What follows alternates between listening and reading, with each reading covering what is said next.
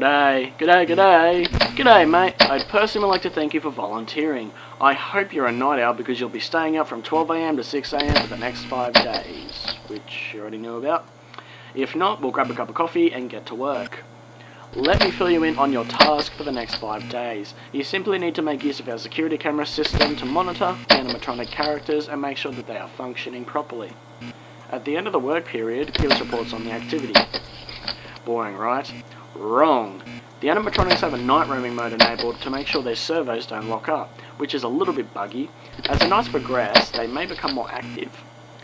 Now, I guess the first thing you notice is that you have limited power. Fazbear Entertainment has returned with a much smaller budget, so all of our buildings have limited power. It makes working with these animatronics quite difficult. Your office uses 1/3 of power, which is constant, but isn't too bad. The camera system uses 1/3 also. It's quite an old system. The images may glitch out at times when you're using the cameras. It's actually the same system from the Restaurant of 87. That's something we managed to scavenge. Because, smaller budget, had to save some money, so we just scavenged some old systems. And then the lights for the whole building use the last third of power. Your power will drain extremely quick when using all the lights, so use it sparingly.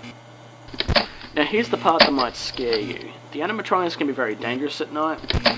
I'll explain this in depth.